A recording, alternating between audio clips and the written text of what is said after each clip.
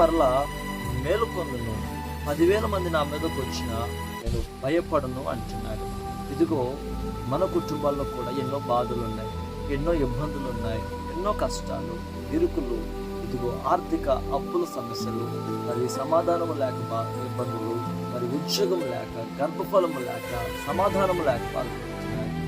కాబట్టి దేవుడు మనకు ఆధారము, ఆయన విడిచిపెట్టడు. మనల్ని కాపాడే దేవుడు కొనకడు, నిద్రపోడు. ఎప్పుడైతే మనం ప్రభుపై ఆనుకోవటం ప్రారంభిస్తామో, ఆయన పైన ఆధారపడటం మనం ప్రారంభిస్తామో, మనకున్న ప్రతికూల పరిస్థితులు అన్నిటినీ ఆయన చక్కబెడతాడు.